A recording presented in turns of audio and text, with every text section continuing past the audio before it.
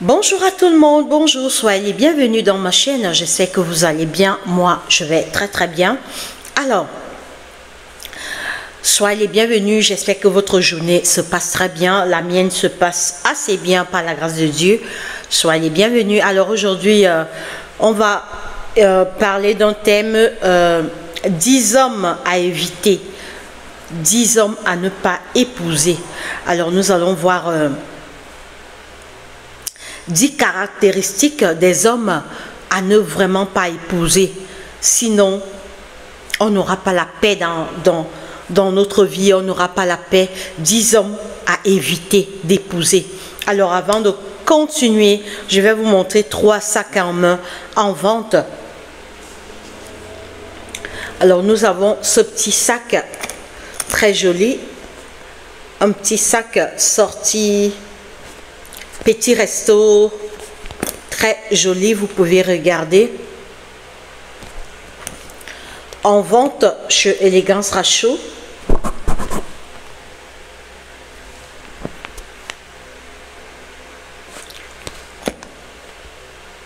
Commandez si ça vous dit, très joli petit sac avec son fermoir là et sa fermeture.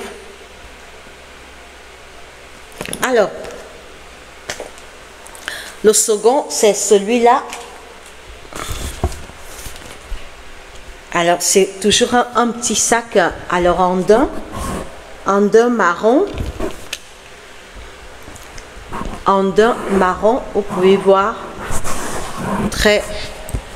En d'un marron. Alors, elle a son petit...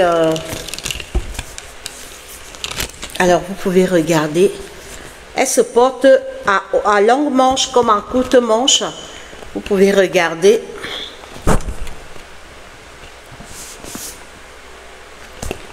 Alors là, vous voyez là son design en argent. Elle a un design en argent à ce niveau. Alors, c'est du daim marron. Alors, commandez si ça vous dit. Alors, nous avons celle-là également. Un petit sac cuir. Un petit sac cuir. Avec les manches en argent. Un petit sac cuir. Avec les manches en argent. Vous pouvez regarder.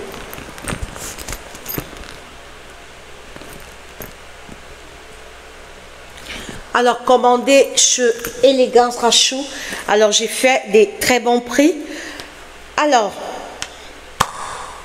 aujourd'hui, on va parler de 10 hommes à ne pas épouser.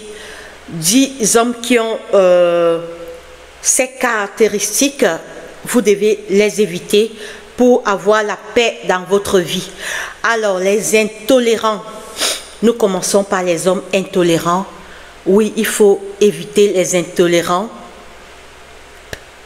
L'homme intolérant, dès que tu fais moindre chose, il s'enflamme. Par exemple, vous êtes à table et que l'eau se verse par erreur, il s'enflamme totalement. Il se met dans une colère noire. Ou bien un plat se casse. Un plat se casse par erreur. Il s'enflamme comme si c'était une catastrophe. Donc, moindre erreur, il s'enflamme, il n'est pas tolérant.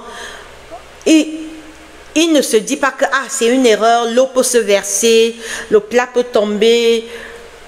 Voilà, c'est les intolérants. Ils ne tolèrent pas les erreurs. Il veut que... ils aiment marcher avec des personnes droites. Pourtant, nous sommes des hommes, nous pouvons faire des erreurs.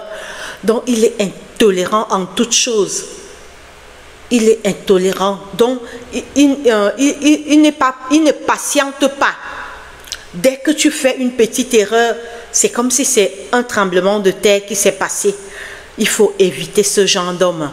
C'est pourquoi, avant de se marier, prenez le temps d'étudier vos hommes, vos fiancés, vos prétendants. vivre avec un homme intolérant, c'est pas possible du tout. Parce que il va s'énerver à moindre petite erreur. Moindre petite erreur, l'eau se verse dans la table, il se fâche. Par exemple, tu fais une erreur, par exemple, de bousculer quelque chose. Il prend ça comme si c'était une guerre mondiale. Donc les intolérants, ils ne tolèrent pas. En fait, il ne se met pas à la place de l'autre. Que non, peut-être c'est une erreur qu'elle a fait et tout. Donc, évitez les intolérants. Les hommes qui ne tolèrent pas, il n'est pas patient. Il ne se dit pas que elle est humaine. Si elle a pu faire cette erreur, c'est parce que elle est humaine comme moi. Les erreurs peuvent arriver. Elle peut faire des erreurs. Évitez les intolérants. Deuxième, les pervers. Les pervers, c'est quoi? Un homme pervers, c'est quelqu'un... Déjà, les pervers voient les films porno. Et quand un homme voit les films porno, ça c'est sûr, sa tête va disjoncter. Un pervers, vous marchez en route, il voit une fille, par exemple, il voit une fille avec une mini-jupe. Il commence à perdre la tête, il commence à paniquer. Il voit les films porno, il touche les... Il voit une femme, par exemple, en culotte, il a déjà mis la main. Une femme est peut-être, elle est habillée sexy, ses yeux sont déjà là-bas. Ça, c'est les pervers. Et les pervers amènent les pratiques qu'ils voient jusqu'au lit conjugal. Donc, évitez les pervers. Les pervers, c'est dangereux. Quand quelqu'un est pervers, et les pervers vont t'exiger les pratiques au lit qui ne sont pas catholiques, les pratiques pas bonnes du tout. Parce qu'en fait, ce qu'il voit, il veut réaliser ses fantasmes sur toi. Donc, évitez les pervers. Le pervers,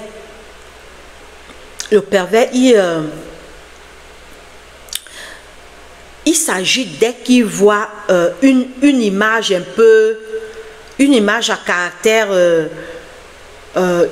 nu, il voit une femme nue, il perd déjà la tête, il voit une image pas catholique, il perd la tête. Donc, les pervers, évitez les pervers et évitez que votre homme voie les films porno. Les films porno détruisent l'homme et le foyer, mes frères et mes soeurs. Donc, évitez les pervers. Un homme, tu marches avec vous êtes là, tu marches avec ton gars en route. Dès qu'il voit une fille, comme pendant l'été, les petites filles laissent toujours les ventres dehors. Il est là, il ne fait que regarder.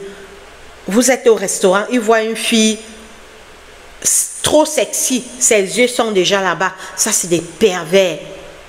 Donc, évitez les pervers dans votre vie. Les paresseux. Évitez d'épouser les hommes paresseux. Un paresseux, il n'a pas d'ambition, il n'est pas ambitieux. Donc, il est là, il ne se concentre même pas dans son travail. Il veut toujours rentrer à la maison pour faire ce qui lui plaît, ses jeux vidéo. Donc, il est paresseux. Même quand l'heure du travail arrive, il traîne le pas. Pourtant, il a des responsabilités. Par exemple, si vous louez la maison,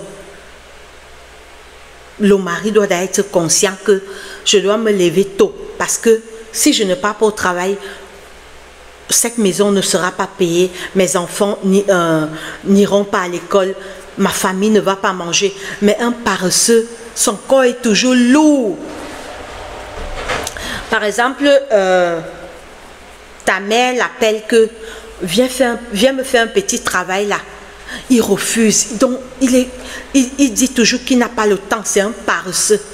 Et les paresseux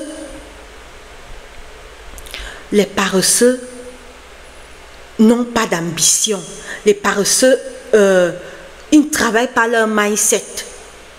Par contre, un travailleur, un homme battant, il est capable de faire, si il fait un travail et que l'argent qu'il gagne n'arrive pas à subvenir aux besoins de sa famille, il cherche un deuxième travail à côté qui peut permettre qu'il complète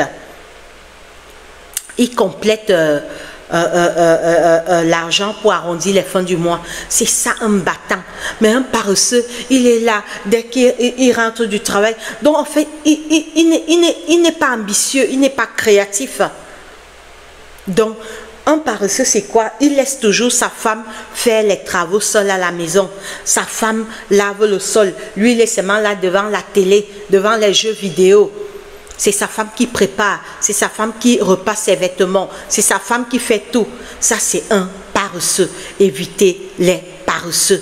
Un homme paresseux, c'est pas la peine. Et regardez par exemple un paresseux, l'enfant rentre de l'école, il ne vérifie même pas les devoirs de l'enfant. Il doit vérifier les devoirs de l'enfant, prendre 20 minutes avec l'enfant pour voir ce que l'enfant a fait à l'école, pour voir le niveau de l'enfant. Pour voir le niveau de l'enfant, comment l'enfant avance dans ses études. Alors, les médisants, évitez les hommes médisants, les hommes qui font le papatoya, les congossa. Un homme qui parle beaucoup, il est avec ses amis, il raconte tout ce qu'il fait dans son foyer. Par exemple, il est avec ses collègues de travail, il raconte toute votre vie à ses collègues de travail, dans sa famille, il raconte tous tes défauts. Ah, ma femme mange beaucoup, hein. Elle mange beaucoup, elle dort beaucoup, elle fait... Donc, votre vie privée, un homme médisant, si vous êtes dans un quartier, tout le quartier va connaître votre vie privée, ce que vous faites dans votre foyer, tellement il bavarde. Il croise un ami, il commence à dire ceci, ma femme est comme ça, franchement. D'autres même racontent jusqu'à la vie de leurs enfants. Donc évitez les hommes médisants. Médisants, c'est les hommes qui bavardent, ils parlent beaucoup. Il n'a pas la maîtrise de soi. Il ne connaît pas cacher sa vie privée. Il bavarde trop. Finalement, votre vie privée, ce que vous faites en cachette, sera connu dans tout le quartier. Ses collègues de travail vont connaître comment tu ne repasses pas tes habits, comment tes sous-vêtements, parfois tu laisses tes sous-vêtements traîner partout. Ça, c'est un médisant, un bavard. Un vrai homme, c'est celui qui couvre sa famille. C'est celui qui cache la vie privée de sa famille. Donc, la vie privée de sa famille est précieuse à ses yeux. Vivre caché, pour mieux vivre, il vaut mieux vivre caché. Et couvrir, quand tu caches, tu couvres la vie privée de ta famille, tu protèges ta famille. Mais un homme médisant, il est toujours là. Surtout quand son ami l'appelle d'aller prendre une bière. Ouais, c'est là alors où il va bavarder. Il va bavarder, il va raconter tout. Comment sa femme est ceci, comment sa femme elle traîne souvent pour aller se laver. Il va tout raconter. Évitez ce genre d'homme. Un vrai homme, c'est un homme qui protège sa famille, qui connaît couvrir sa vie privée, qui a la maîtrise de soi. Tu es face à ton collègue de travail, tu n'es pas obligé d'aller raconter tout ce qui se passe chez toi. Il faut connaître, cacher et couvrir sa vie privée. Ça te permet de protéger aussi ta famille. Les hommes violents, évitez les violents, les hommes violents. Alors ça entre aussi parmi les intolérants. un violent, il est toujours, dès que vous vous discutez, sa main est toujours prête à te taper. Sa main est toujours prête à te taper. Parfois, s'il ne peut même pas te taper, il casse une table, il casse, par exemple, il est tout là en train de casser les choses à la maison. Il va commencer par la maison et un jour, finalement, il va finir par ton corps. Donc, évitez les hommes violents. Cherchez les hommes doux. Un homme que, quand vous vous discutez, sa main ne touche jamais ta peau. Il se limite à la bouche. Vous pouvez même avoir... vous pouvez vous engueuler, mais personne ne touche le corps de l'autre. Personne. Vous pouvez vous engueuler, mais personne ne touche le corps de l'autre.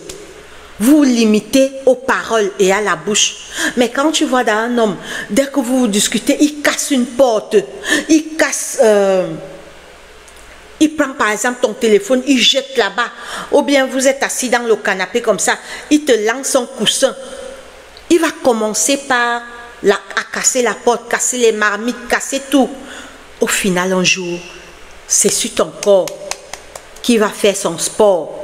Il va finir ça sur toi. Donc, évitez les hommes violents. Alors, les hommes infidèles. Les infidèles, il faut les éviter. De nos jours, on ne veut plus le mal de tête. On ne veut plus le stress.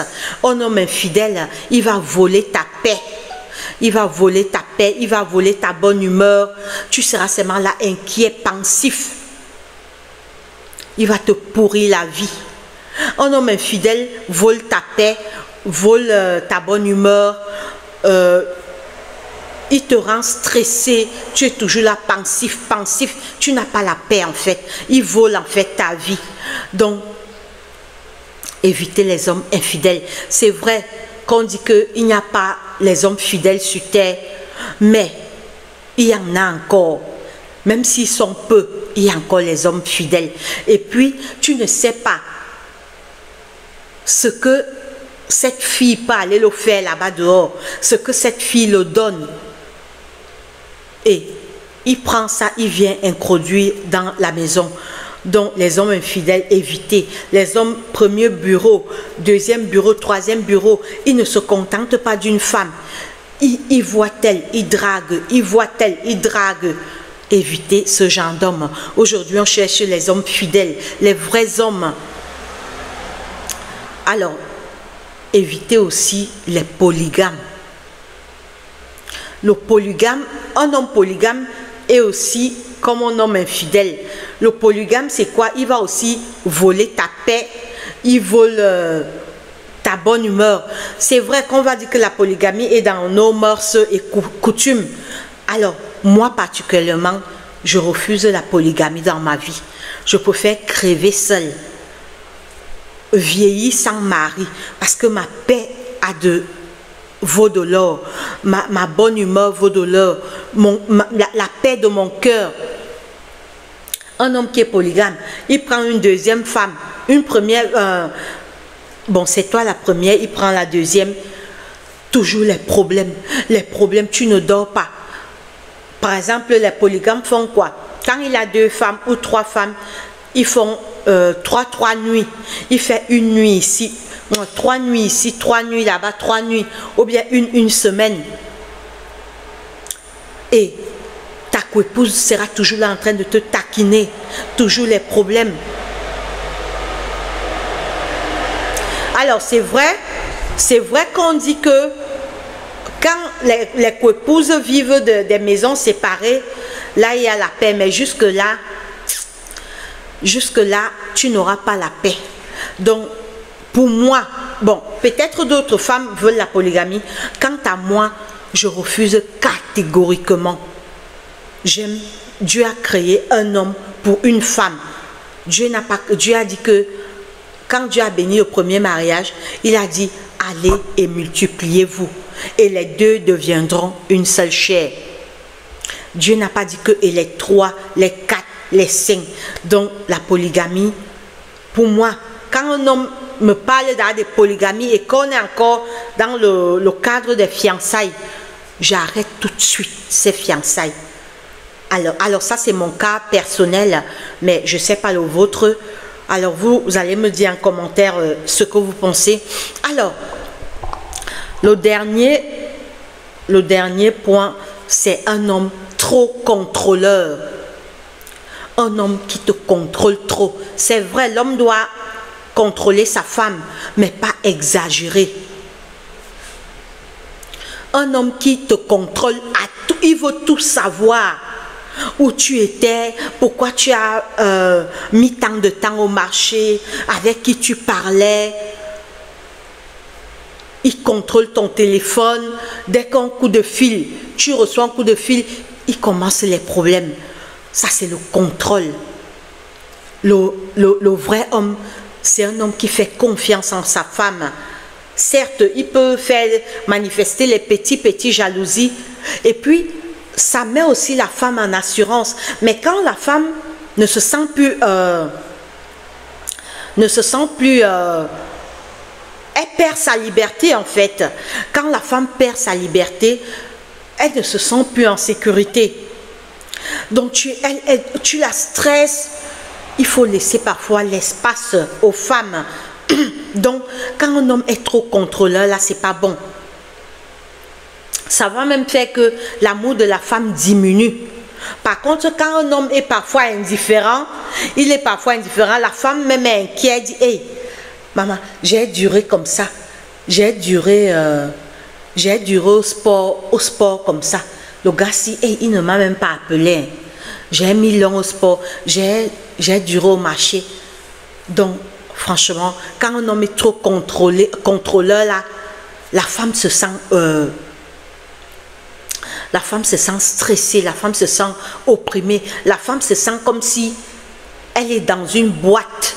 C'est comme si elle est enfermée, elle n'est pas épanouie, elle n'est pas libre. Donc voilà les 10 points que je voulais qu'on parle. Pour avoir la paix, il faut vraiment éviter ce genre d'homme, à épouser ce genre d'homme. Et puis, le dernier conseil, consultons Dieu, car nous voulons nous marier de nos jours. Tellement, il y a dans les mauvaises choses qui se passent dehors de nos jours. Donc, contrôlons, appelons Dieu quand nous voulons nous marier, quand nous voulons faire le choix d'un partenaire, le choix d'un époux, le choix d'une épouse. C'est mieux de consulter Dieu parce qu'aujourd'hui, tellement il y a le mal dans ce monde que on ne sait plus qui est qui. Donc voilà les 10 conseils que je voulais nous donner.